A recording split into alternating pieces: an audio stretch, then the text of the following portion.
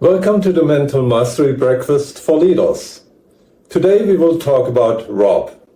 Rob used to be the Chief Commercial Officer, CCO, of an organization where since he joined about 3 years earlier, the business has more than doubled.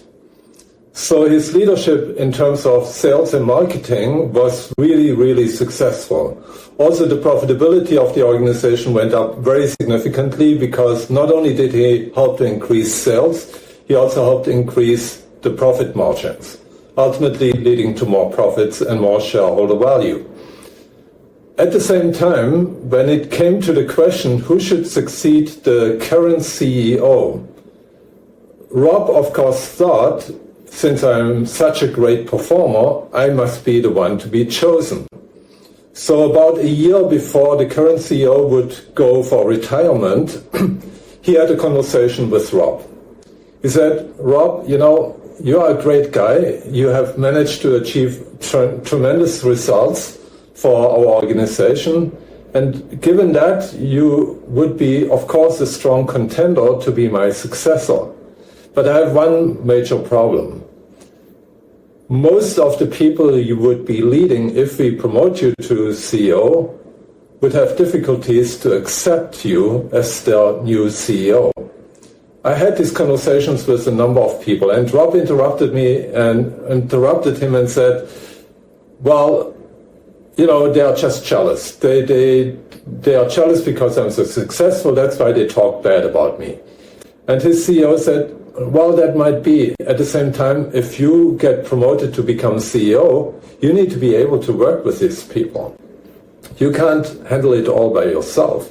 You need to have a strong team and a team that believes in you and a team that is willing to follow you.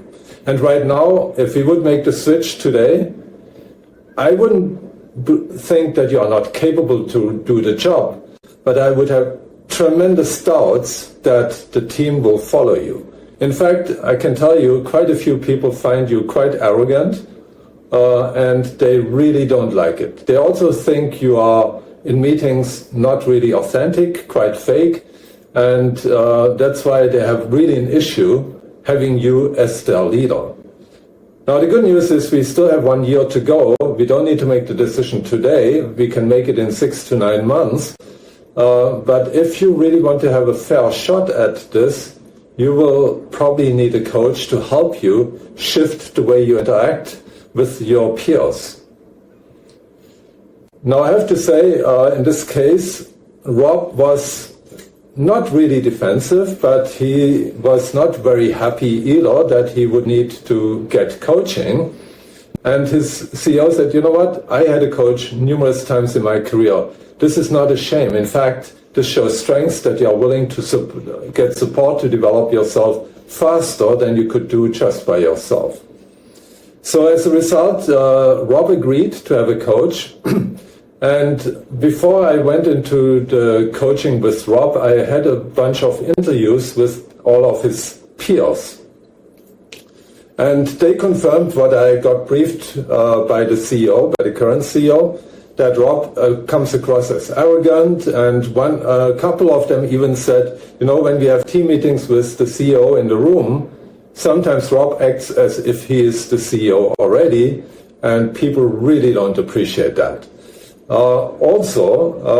They often felt that he makes a show, and they admit he's a great presenter when it comes to presenting to customers or other stakeholders, but they feel that's not the true him. They feel they somehow don't know him really, and that makes them not trust him as much as they would like to if he were to be their boss. So one of the things we did besides having the interviews, we also took an assessment, and remember the mental mastery aspects I wanted to check as well. And there were a few issues. Number one, his self-esteem, again, was not at the level where we would like it to be. It was actually, again, at a very self-critical level, where his self-improvement was pretty high, but his self-acceptance quite moderate. His stress management was fairly good. He was highly self-motivated at the same time. There was no issues there.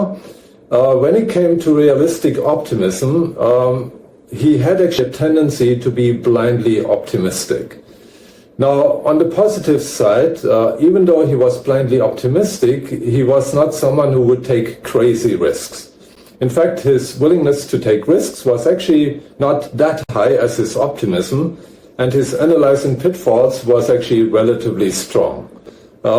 So it was not super strong, so because his optimism was so outsized, it was still a bit blindly optimistic. And we know that people who are very optimistic and not sufficiently realistic, they also often come across as fake because they seem to be seeing everything great when it's actually in reality not that great.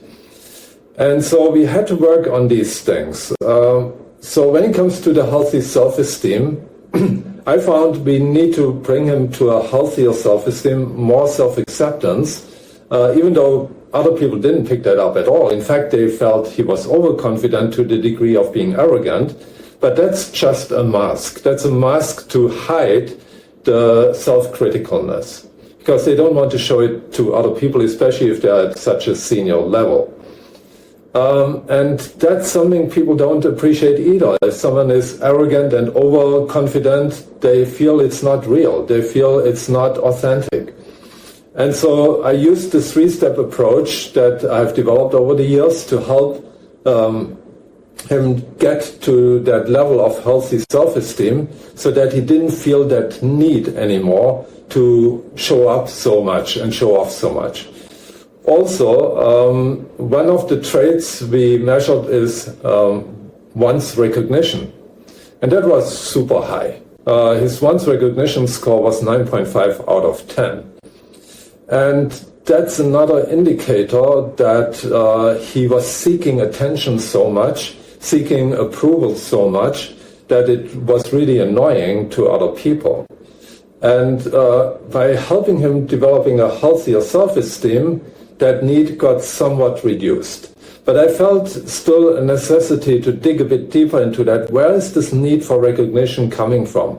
Why is it so important to him?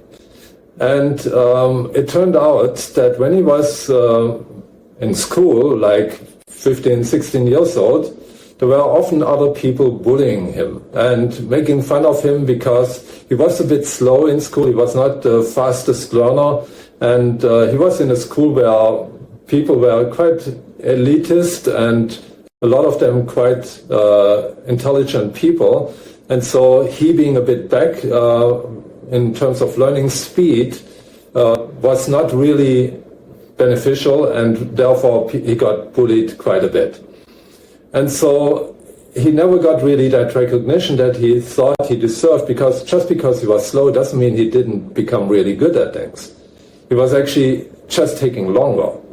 And when it came to his career, he figured that in sales, he can actually accelerate things, and he had this need to speed so that he could actually show that he can be really good at that. And even though he was super successful doing that, that need for recognition was still not satisfied.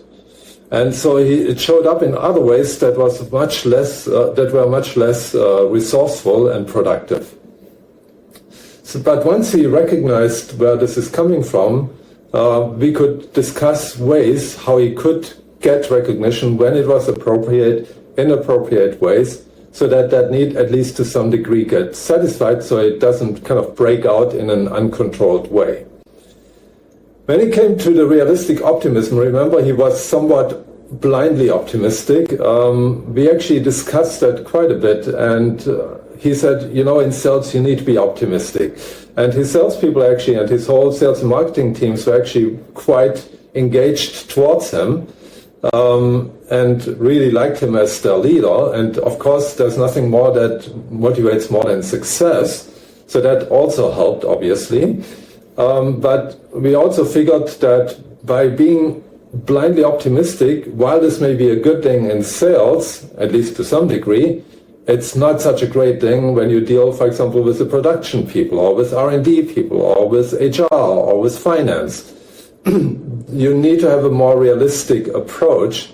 And so for him, it was more about developing what I call versatility, which is the combination of flexibility and capability, kind of the willingness to adapt and the ability to adapt. And so that he can learn when is it okay to be blindly optimistic, at least somewhat, and when is it actually not so okay, and he should focus more on the realistic part of things. So working on these aspects started to shift how he showed up in meetings, how he interacted with his peers. We also discussed what would need to happen to improve some of the more critical relationships that were not in a good shape at that time. And with all these measures, luckily, he got more and more buy-in from the team to be accepted as their leader. And good news, he actually got the promotion a year later. And from what I hear, it worked out fairly well. So thank you very much for listening to this Thank you very much for listening to this Mental Mastery Breakfast for Leaders. And if you have any comments, any questions, please put them into the comment section. I'm always reading them and responding to them. And I look forward to see you at the next Mental Mastery Breakfast for Leaders.